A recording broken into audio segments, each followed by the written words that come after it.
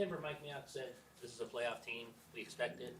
And then a lot of times from Rich, it's, there's a process, it's not all results orientated, you count to the scoreboard. Hunter comes out and says winning only matters. Like, as the leader of the team, how do you kind of balance all the messages of kind of where this team is expected to be? Yeah, my job as a leader, of the team and, the organization is to take, what everybody's saying, and, take what Coach Bisaccia is saying and push that into the locker room, take what Mr. Mayock is trying to project and push that into the locker room. Take what our other leaders are saying and have their back and push that into the locker room. You know what I mean? And so for me, it has never changed. The process is what matters. If you don't do what that means is if you don't do, Sunday night or whenever you play, right after the game until the next game, if you don't do that right, you're not going to have a very good game the next time. You gotta have a type of professionalism about you. That's what they talk about being a pro. You guys, we've all seen guys in the league that flash, one or two times and they're out in 2 years or they're out in 3 years. You're like, what happened? And you finally learn, like, well, he didn't really take care of his body. He didn't study. He didn't, and that it kind of catches up to you eventually. So I think Coach Bisaccia is talking about that process. It matters, which 1,000%. That's what I believe in.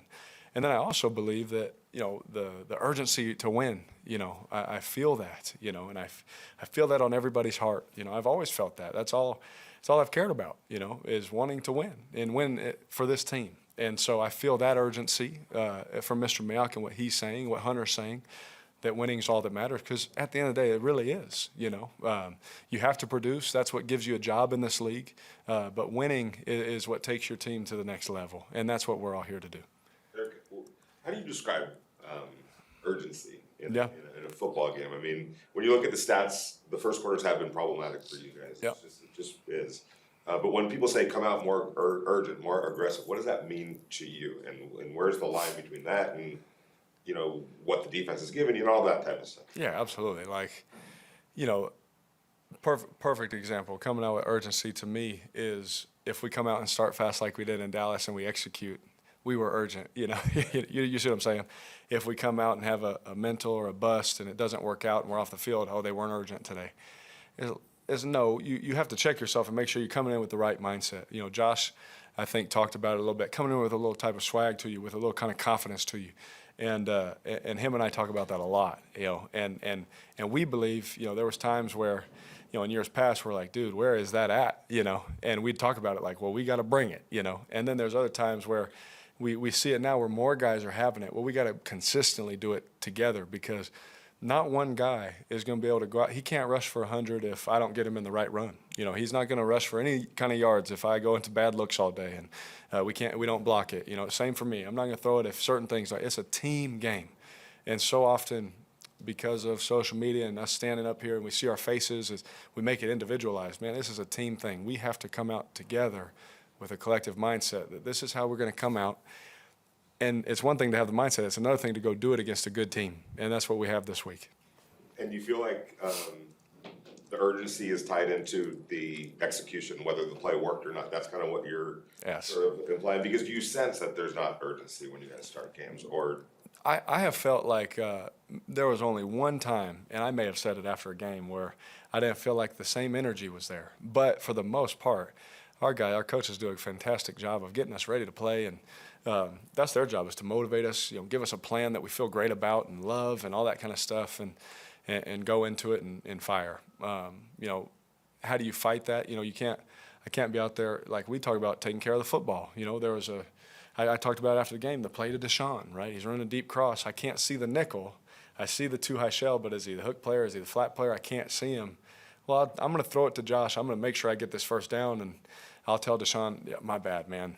I'll hit you next time, but I didn't want to risk that. It's not the time to risk it.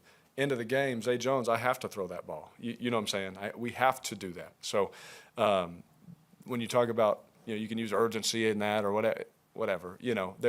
There's a time and a place, but also you have to be smart, especially early in games, especially against the team that we're about to play. You can't be out there just doing stupid things, because their offense will go down there and make it 7-0 fast. When you're at the line of scrimmage before the snap, let's say you notice a mismatch or something on your side, and maybe there's a chance for a big play down the field. How much freedom do you have, just as a quarterback, to maybe check into something or audible to something? Maybe that wasn't the original call to take a shot, but you see something like how. What's the line with that? Yeah, I mean, that's a big question, because there's a lot of plays that have like alerts already built in where I don't have to, there's a lot of teams now with some of our deep threats, they're playing certain coverages, but they're playing them a little different, they're trying to give you the same front side look, but they're running someone on the backside to go try and hoping you throw it to go pick it off. So it looks good when you stop the clicker, but as soon as that ball's in there, it wouldn't look so good. Does that make sense? So there's a little hesitancy there because you have to feel it through the game. How are they matching certain coverages? How are they matching certain personnel? How are they matching when someone's in there?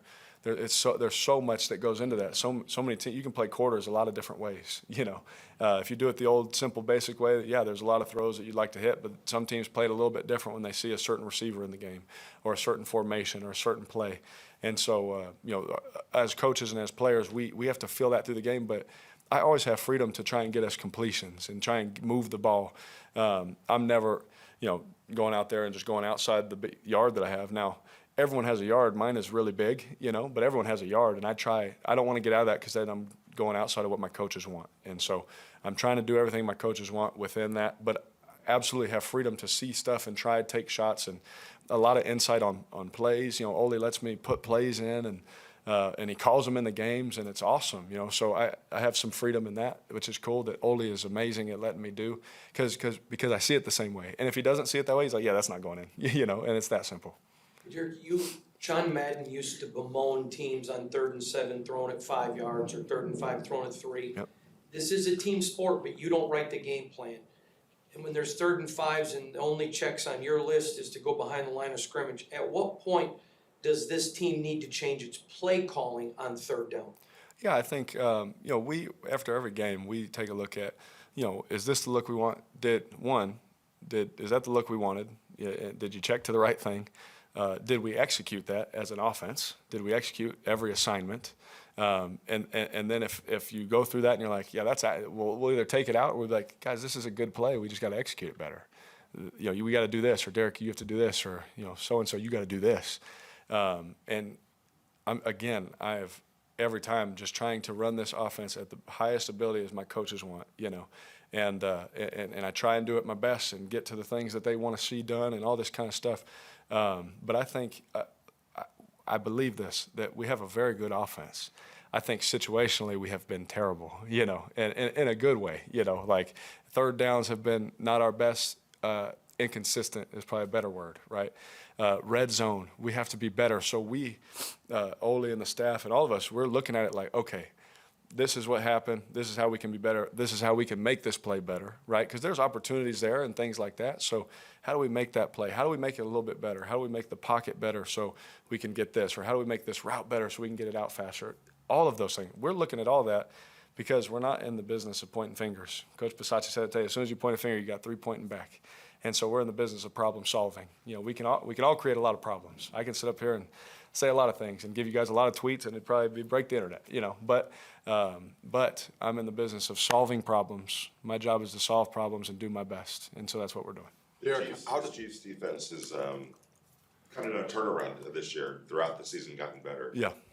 What do you see from the defense now compared to maybe what you were seeing going into that first meeting with them? Well, what I saw in film is they're very good players. I see the same guys. You see the same guys. They're healthy. Schematically, they're doing all spag stuff. He's a great coach. They have great staff over there. They have great secondary. The corners are really good. The safeties are really good. They have multiple safeties that can play. The linebackers are athletic. They can run. They can hit. The D-line is the D-line. Everyone knows, those guys, Chris and Frank and the big guys in the middle and Melvin and all those guys. They're all great players. And sometimes it just takes a little bit to, hey, this is what we're going to be good at right now. This what worked for that group last year may not work for this group this year. So, they're still doing their stuff, but just percentage-wise and different things like that. I mean, they can, from the first half of the year, second half, are they doing things much different? I mean, you still see the same things. Maybe they're executing a little bit better. And things like that. But anytime I play these guys, I know what I'm in for. It's gonna be a tough match. They got a whole bunch of good players with really good coaches, and when you have those two things, it's usually a recipe for good things. So we have our work cut out for us. How does the atmosphere at Arrowhead Stadium, obviously one of the toughest places to play in the league, how does that compare to what you've seen so far from the home crowd at Allegiant Stadium? Oh yeah, I mean Arrowhead. I've always loved playing there. You know, it's always been such a cool atmosphere just as a football player to get to play in and, you know, hear their chant and all that kind of stuff. Their fans aren't so nice to us, but still, it's a really cool atmosphere to be in. It's super loud. I've always liked playing in loud stadiums anyway, because I'm just in, you know, it's more you're just in your own helmet. You know, you don't have to hear anything else or any of the chatter. You just play football, and I've enjoyed that. But it's always one of the toughest places to play.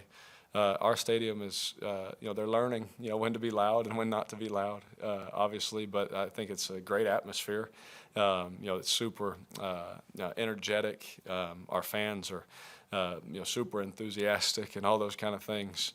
But one thing, the only difference is just situational football. You know, if I could compare the two, is, you know, our stadium, they get excited. Football, you know, NFL football is new to them, so we hit a big play in the red zone, and it's really loud, and it stays really loud. You know, whereas you go to Arrowhead, they hit a big play, they clap, and then they shut up. They celebrate after touchdowns, you know. And I'd say that's really the only difference. But both stadiums, the energy is great. Awesome. I assume the production is mostly how a quarterback at your level gains trust in a receiver, how they produce. Are you even surprised at Hunter's maturation, where he is now? I mean, with Darren out, he kind of appears to be your top target. Yeah, I'm not surprised at all.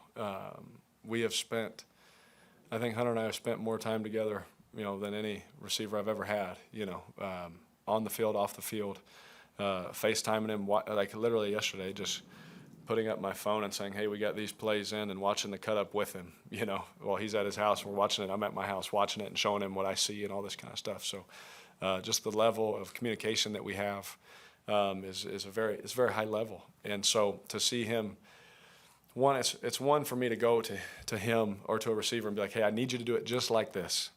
And it's another thing for him to say, okay, and actually see it the same way on the field and do it. And he does it exactly how I need him to do it. You know what I mean? And so the trust is super high. And the execution, you know, it's one thing to do it, but I'm throwing it and he's making great plays. And not only that, I think he's the best after the catch in the NFL, if not one of the best. You know, I think the first guy always misses, and he's super hard to tackle, so you always want to get the ball in his hands. And to see him, you know, emerging as that guy, it doesn't surprise me at all. You know, maybe if someone looks at a picture of him, it may surprise him, or if he walks in a room, you'd be a little shocked that it's him. You know, but I think that's the beautiful thing about him, is that he's always, you know, felt that way, carried that chip on his shoulder, and worked his tail off, because everyone's going to say he's a hard worker and he's super smart, but he doesn't get enough credit for how talented he is. You know, he's also a very good football player, you know, from a talent perspective. So he creates separation, and as a quarterback, if you can create separation and see it the way that I see it, while these guys are rushing, I need you to be able to see it the way I see it. And if you don't, it usually leads to bad things. He's a guy that sees it the way that I see it, and it's led to a lot of production for him. All right, thanks, Derek. Yep. Thank you. You good with Tedford? Did he get it? Yeah. Is it official? Yeah. Oh, yeah. I love Teddy. Yeah. I hope I hope he's there forever. Yeah, I love Teddy.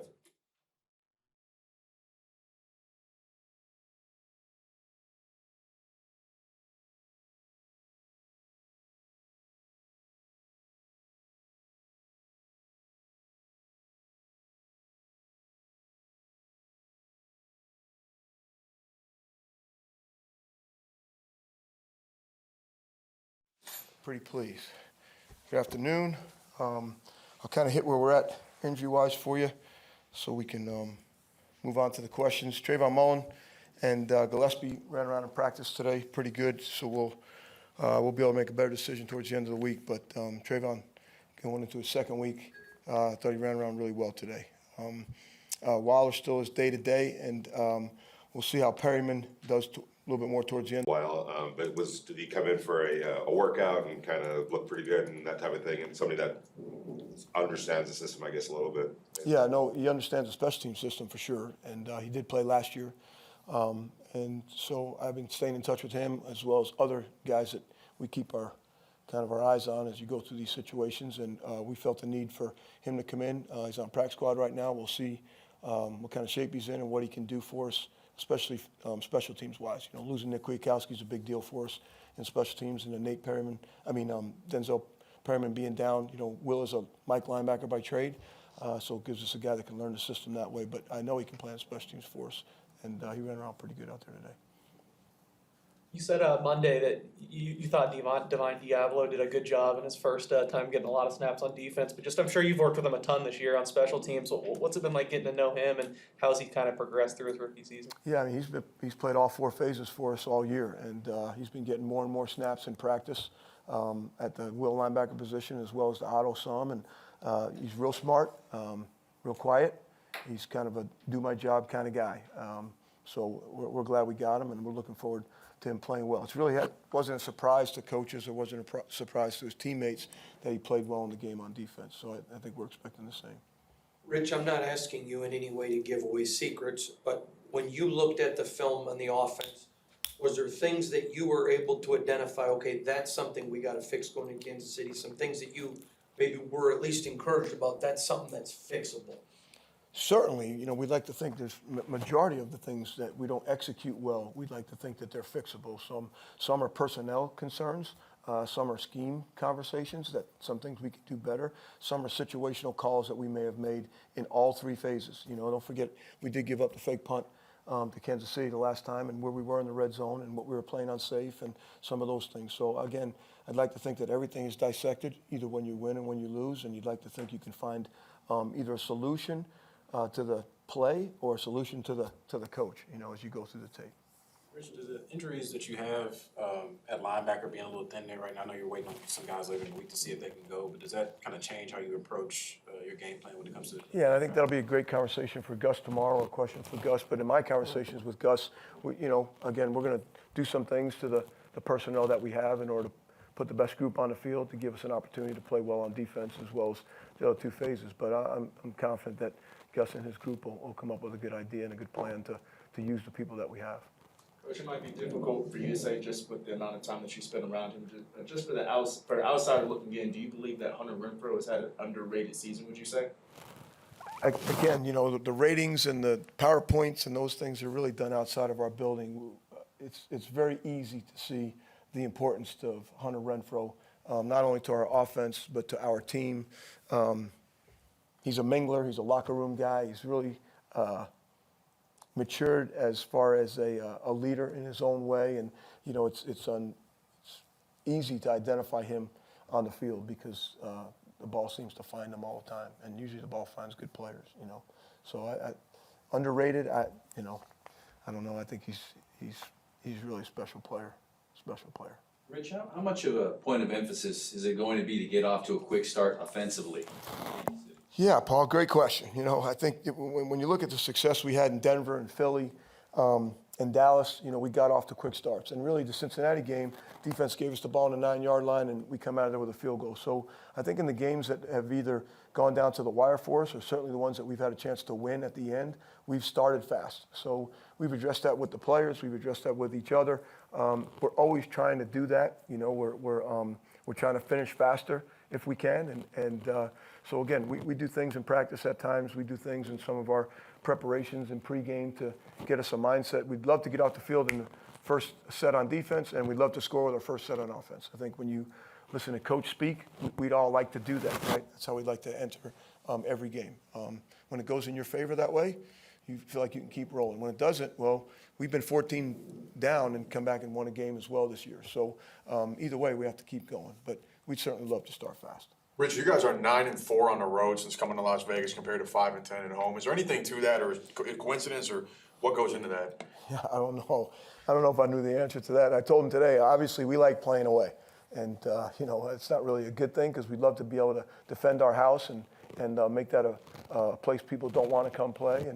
But since we've been here, we've had some favor on the road for whatever those reasons are. And maybe it's the routine of what Friday looks like. And then we come in on Saturday and we get on a plane and we're together and we're closer. And I wish I could tell you and bottle it and make it happen at home as well. So, but I do hope that we can go on the road this week and play well again, whatever that routine may be. But it is certainly part of our conversations, and we deal with the players on that, about the hotel we're staying in, the beds we're sleeping in, and the routine that we have when we're at home compared to when we're on the road. So all those things, these are great questions. Just so you guys know, they're all constant conversations within ourselves as well, From an Arrowhead standpoint on special teams, they have the swirling winds there. How difficult of a place is it for players to kick punt and kick, and what do you have to do in terms of their approach going into that game? Yeah, again, great question. We saw the game the other night. Certainly in Buffalo, the wind is an issue, and we're always keeping our eye on the weather. The thing about the kicking game in a windy stadium is it's the same for both teams. People like to say, well, the home team has an advantage. They played in all the time. Well, the wind isn't the same all the time, right? So we had a little bit of breeze out there today. It was actually good for us. And during the course of the year, even though we know we're playing at home, we like to use the wind to do some of the things that we're going to do in the kicking game when we have the ability to use it. So it's going to be a factor. We'll just have to adjust and deal with it, as I'm sure they are. That's good. All right. Okay, thanks, guys. Thank you. Thanks, Coach.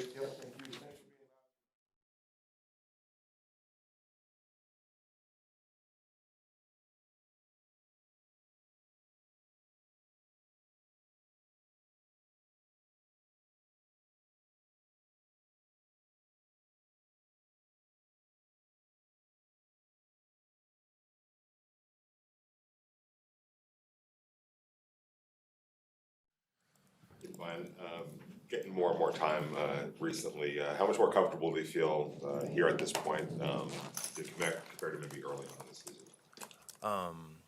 In practice, I've been doing a good job of working against the offense, first team offense on the scout team, and just being out there playing like it's a game. So I feel a lot more comfortable, especially with the way I did in the preseason.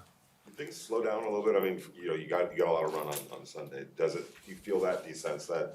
Yes, sir. I went in a little nervous because it was my first time, actually playing at that position in an actual game. But as time went on, I felt very comfortable, and it was really slow. Being a big body linebacker with speed, how much confidence do you have going up against a guy like Travis Kelce in that position? Personally, I have a lot of confidence. I study him all the time. I just got to do a good job of just staying even, staying underneath him, and matching his hips. But I feel confident in my ability. In your last few years of college, you were a starter, for a few years in a row. How did you make that adjustment, just kind of mentally coming in here as a rookie, having kind of pay your dues a little bit without necessarily getting the game action on Sundays, and then finally, leading up to getting a lot of playing time last week? It was actually pretty rough, kind of like a repeat. So high school to college, I had to do the same thing. I played nothing but special teams my first year in college. So I knew that's probably what I had to do, especially playing at a new position, and I just wanted to do what's best for the team at the end of the day. How much does it make you a better player that you get to go against Darren Waller in practice, who's one of the elite tight ends? Has that helped you in your maturation this year? Yes, sir. It has helped me a lot, actually, because he's probably the fastest tight end in the league, in my opinion. But just working against him every day definitely has brought my game to another level. How close is this rookie class of you guys, especially the defensive side of the ball with you and Nate and Trayvon and Malcolm getting some run? It seems like that's probably a pretty close group. Yeah, the defense side of the ball is definitely pretty close. We still, we still hang with the offensive guys, but you could tell the defensive guys are very close. Is there a lot of pride with your group, that rookie group, and on what you guys are? Yes, sir. We're trying to build something here. We want to be the next best group draft class to come for the Raider Nation. He gave a smile specifically when he said Malcolm. I think you guys will always be linked, picked back to back at the same time, and he had a good game on Sunday as well. What's that relationship like? Are you guys especially close? Malcolm's my boy. So in special teams, we usually go against each other, and we're always talking. And I think I was picked right after him, so we just always had a closer relationship. And seeing him get that sack this past Sunday, it was just amazing to see, and I was happy for him.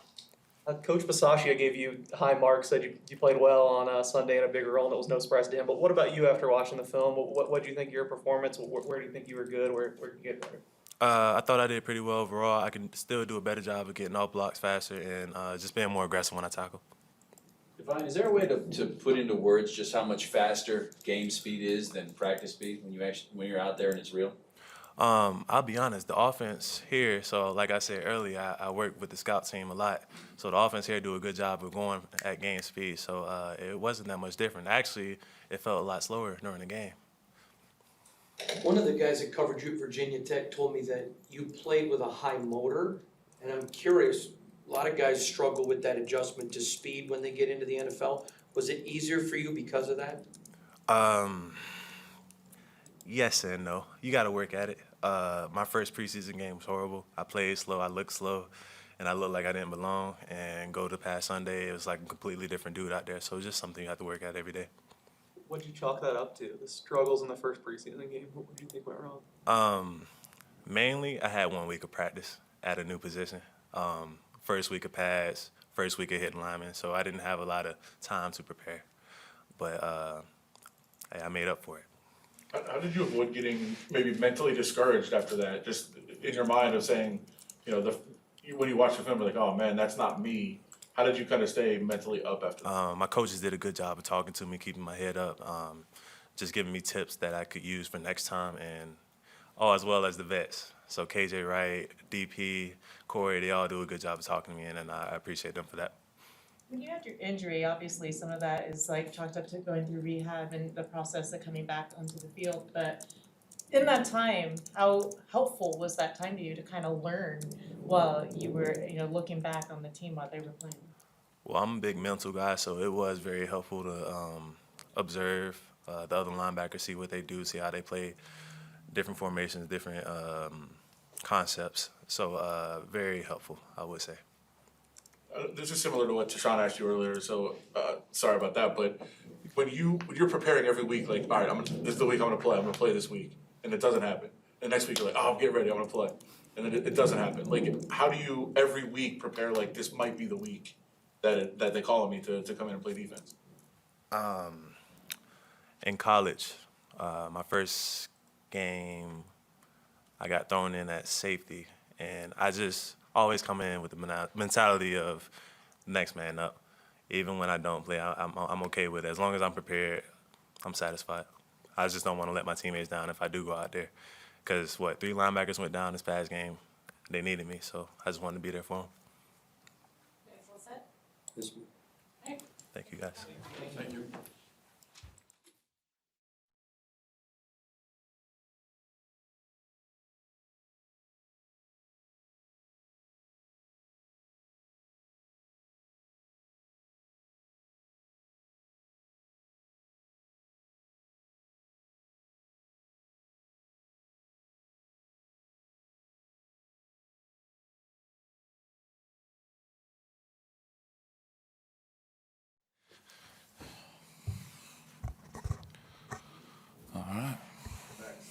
Got called for a roughing the passer call, and I've watched that play a bunch of times, and I'm just curious, talking to a defensive player, what do you feel like you guys are supposed to do when you're tackling a guy, he's falling backwards, you fall onto him? I mean, it doesn't seem like there's much you can do. Does that thought go through your mind, and what are your thoughts on that call and the way it's written and the way it's penalized? Yeah, it's a great question. It's tough. My mentality when I'm in a game is get the quarterback down. So when I'm running full speed and he's still holding the ball, my goal is to get him on the ground. That's my job. So, it is what it is. It's part of the game. It's tough. Like sometimes, it just happens. He got hit hard, and the ref has to make a decision. So it is what it is. It's something that you got to deal with nowadays. Games changed a lot, so it's got to adjust and just play a little bit smarter, I guess. Can it sometimes lead to, and I've talked to other defensive linemen about this, like when you're coming up on a quarterback, you might think about that and slow down just a tad, and then all of a sudden they break away and gain 15 yards. So there's like a fine line between that you have to be thinking about in real time. Yeah, maybe, but, I try not to think about it. I try to, keep the same pursuit and relentlessness that I always have. So, I've gotten a couple this year where I thought I would be fined, and then I didn't get fined because they watched the replay. So it's just like kind of in the moment, I feel like, the ref just has to make a decision. So, it's a part of the game. Just got to be, I just don't want to hurt the team. That's what bothers me. I'm playing fast, we're trying to get off the field. It's 3rd and 10, and I hit the quarterback, which is my job, and I get a penalty. So that's what hurt me. That's just a part of the game. It's tough. The game has definitely changed a lot, and we just got to do a better job adjusting. We saw Malcolm Koonce get his NFL debut in the last game. We don't see all the practice, obviously. What have you seen his development just from the beginning when he first got here? Yeah, Malcolm, he's a quiet kid. He comes in, works hard, and he's got a lot of ability. He can bend really well. He's super quick off the ball. Just a guy like he's similar to me in that way. He's coming from the MAC. He's got a lot of tools, but it's just putting it all together. And that's kind of what you see, from guys from smaller schools and things of that nature. Just getting that confidence, getting in your groove, getting in your rhythm, things of that nature. But once, you saw the game, like he got like 7 snaps, but he was, dipping and dodging under people. He looked smooth. So, it's really exciting. I'm happy for him. He's just been, putting his head down and working. So, I want nothing but the best for him. As a captain, Max, you're allowed to talk to the refs and they don't mind that as much, but there are plays where you're literally getting assaulted. What are they telling you when you talk to them? I try to play the game the right way. I think there's a certain way the game should be played, and I'm always play that way. So no matter if I'm getting held, no matter if it's, whatever it is, I'm always, be talking to the refs, and I always try to keep that line of communication honest. And if it sounds, a little bit aggressive or coming off a little bit raw, then it is what it is. And if it's the other way, it's the other way. But I just try to keep it real. And a lot of the refs, they have their different opinions on certain things. So it's really just a part of the game. You can't really overanalyze it. As a D lineman, you're going to get held. That's a part of the game. They can't call a hold every single play. There's others that are more, you would think would be a penalty, but that's a part of the game. You can't worry about what the refs are going to call and what they are going to call. So it's just something you got to adjust to. It's a part of it. You guys have gone up against a lot of mobile quarterbacks this year, but what makes Patrick Mahomes so tough to defend against? Yeah, he's one of those guys that really never gives up on a play. He can throw from every angle. He's quick. He's got good speed, and he's got great instincts. I think as a quarterback, that's kind of what separates him. He can make things happen out of nowhere. So he's one of those guys you just got to continuously pursue. Try to keep in the pocket as best as you can. And try to take the ball away. He's a special player, and I always look forward to playing him. When you look back, you guys won there last year at Arrowhead. Just what do you remember most from that game? And I guess specifically, what do you remember that you guys did well when it's a place not many people have won the last few years?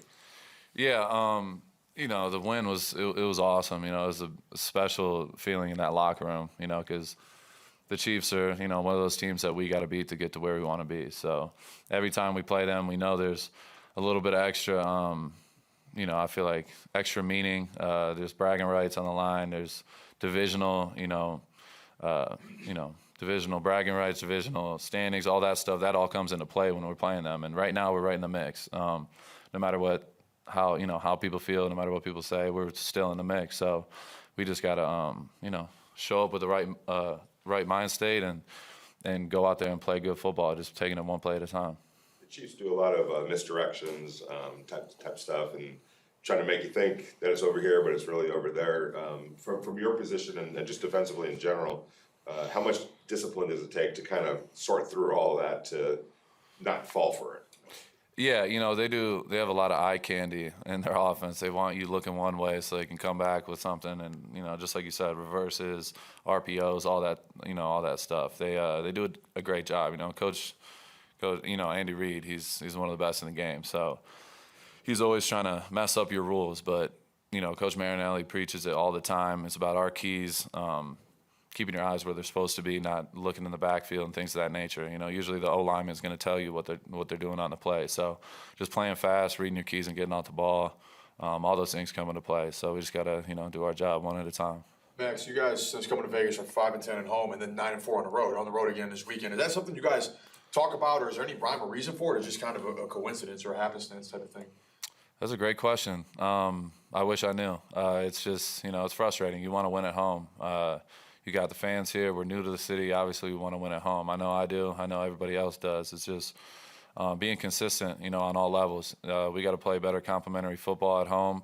I feel like this year we felt a lot of our losses at home have been very similar. We're not all on the same page. It's got to get better. There's no excuse. It's tough. You come to Vegas, you want to win. I want to win so badly. That's why I come here. That's why I'm a Raider. That's why I love the challenge. And it can be frustrating, but if you live in the past and keep worrying about that, shit's probably not going to get better. So you just got to keep focusing on the day. I'm focused on Wednesday and trying to help my teammates, trying to bring everybody up and just get better. And that's what we did today. We got better as a group, and it was good to see. Do you like personally playing in hostile environments like Arrowhead Stadium? Oh yeah, I love playing on the road. There's, it's a special feeling, especially in this time of the year, it's December. All these, every single game matters. So, the best football, the best players are on the field. The best, football is being played at this time of the year. Details, everything matters. So, you gotta love it. Max, now in your third season, kind of being in the same position where you're still in the hunt late in the season, what do you think is something positive within this group, within your defense, that separates it from your past 2 seasons trying to fight for the playoffs? I feel like up front we've played a lot better than we have in the past. We got a great group. I know as a defense we're getting better. As a D-line we can still get better. There's a lot of things you can point to, but I know we're going in the right direction. It's just got to be more consistent. We got to play complementary football, and that's special teams, offense, defense. Everybody's got to be on point for us to win. That's what we rely on. We're an effort-based team, and the effort's got to be there. The details have got to be there, and everyone just got to do their job at a high level for us to win games. Gus doesn't blitz, it's not a big part, I mean, he does, but it's not a big part of your package. But having covered you back at Eastern even, you like challenges. So how much do you like going into a game against Patrick knowing, okay, there's not gonna be a blitz here or there, this is gonna be me coming after him all day? Yeah, I love it. Everybody has their own opinion on how things should be run and blah, blah, blah, but we don't, we've proven, as a front this year that we've been able to cause pressure and chaos with a 4-man rush. And, I feel like we have an insane group, and that's from the starters to the backups, everybody. Malcolm, he hasn't played all year, comes in and gets a sack the first game. Like, we just got a really deep group and a special group. So we take that on, we take that on personally, and we're looking forward to the challenge. Thanks, Max. Thanks, everybody. That's Appreciate it. you guys. Thanks, Thank you. Thank you. Max, you got Poirier.